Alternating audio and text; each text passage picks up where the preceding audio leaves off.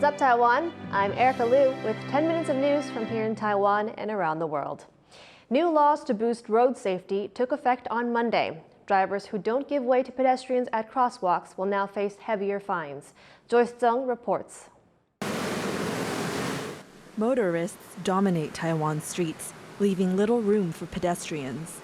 Between sidewalks at road level and small streets made narrower by parked vehicles, lampposts, and other obstacles, Taiwan cities are known to be unfriendly to people on foot.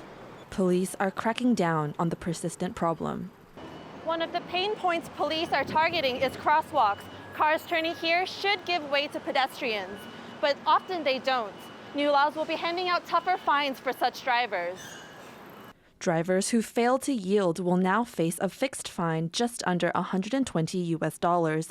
This is 30% more than previous fines for commercial trucks and 80% more for passenger cars.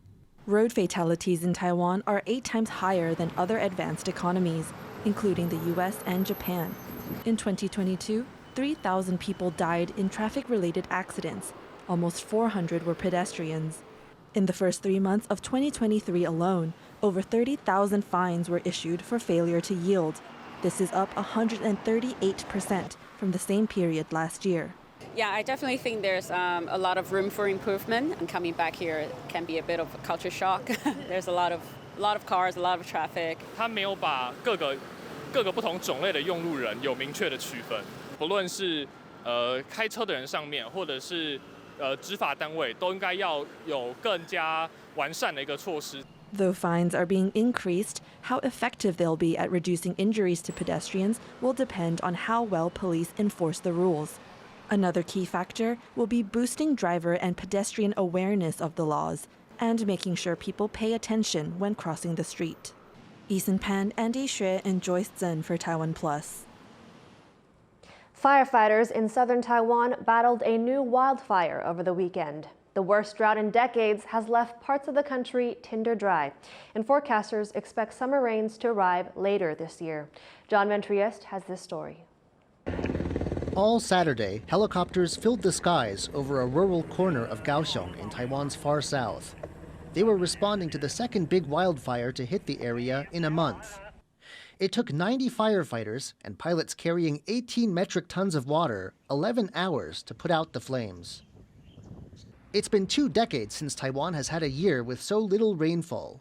But 2022 was a dry year too, leading to a historic drought.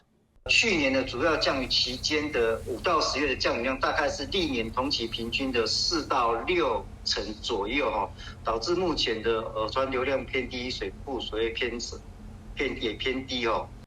And what rain is likely to fall for now won't fall where it's most needed. 西半部地区，则是主要是以山区降雨的这个可能性稍微高一点点，平地降雨的几率就会下降。 This leaves countryside in many areas vulnerable to catching fire, especially in the drier south.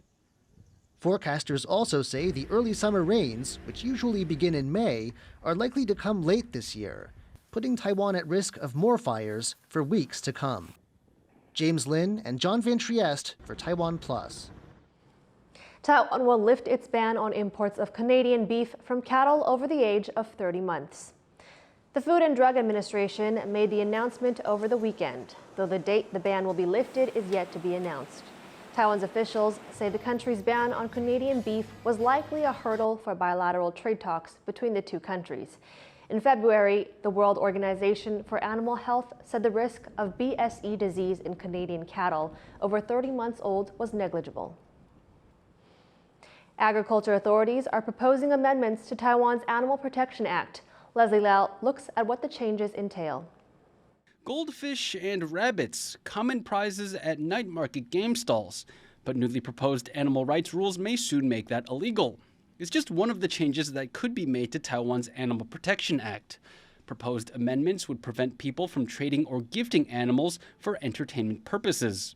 把那个动物当作是赠品或者是那个摸彩品作为那个交易这个部分已经是诟病很久那这次在修法当中也有被提我们觉得这是一个非常好的一个突破的地方。Another proposed change would grant authorities the power to enter an animal owner's home to conduct welfare checks. Officials would also be able to take custody of animals for safety purposes.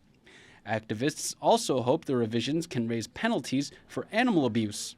提高虐杀动物刑度以及抢救动物及时强制的这几个法条，我们希望至少在这一届就能够过关。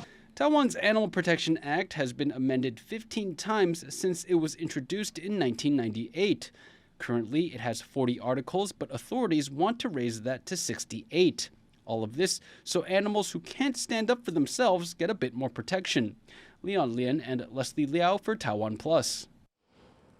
There's a new world champion of chess. Ding Liren from China beat his Russian opponent Ian Nepomniachtchi at the World Chess Championship in Kazakhstan on Sunday. He's the first Chinese man to win the title. The 30-year-old is now ranked overall as third in the world following his victory. Ding will next play at the Grand Chess Tour in Romania in May. A group of Ukrainian ballet dancers in exile has made their debut in Taiwan. They've united to fight against the ongoing war in their country with their art. Our reporter Sandy Chi has the story.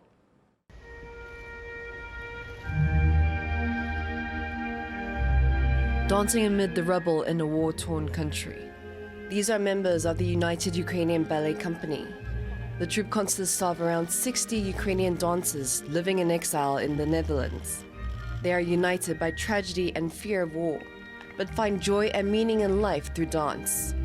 First of all, in the beginning, when they were still in shock, it was the only place when they were actually performing their art that they could actually get away from it. Not in terms of forgetting, but at least feeling fulfilled. To tell their story, the troupe has performed in various countries, including the United Kingdom, Australia, Singapore, and the United States. This weekend, they made their first appearance in Taipei, performing 3 shows. 他们透过演出，然后演出他们国家的现况，然后人民的心情，我觉得是很不一样的感受，跟其他演出比起来，就又有更多的故事与时事在里面。 Originally, their repertoire included Tchaikovsky's Swan Lake, but they became uneasy about performing this classic Russian work. They have replaced it in the program with Wartime Elegy, a piece by Alexei Ratmansky. The Russian-American choreographer has been vocally supportive of the Ukrainian cause. We switched because although we thought that when we originally planned this to come here, it was within our capabilities to perform. Unfortunately, the oppression and brutality of the war in Ukraine didn't get any better.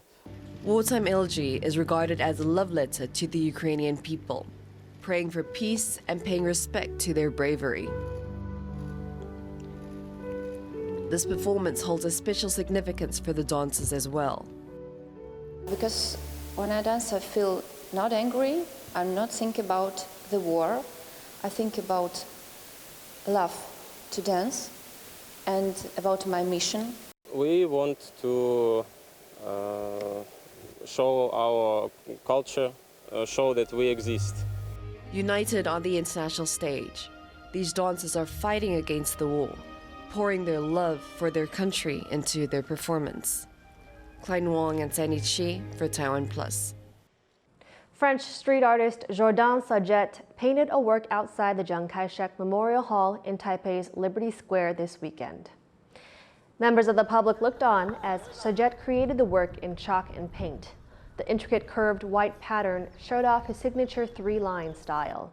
The Paris-based artist has produced over 2,000 pieces around the French capital. He said his creation at Liberty Square is a gift to the people of Taipei. Thank you for watching What's Up Taiwan. Remember to download the TaiwanPlus app for more stories from Taiwan and around the world. Finally, we leave you with images of an artistic creation in a rice field in central Taiwan's Miaoli County. I'm Erika Liu. Take care and see you next time.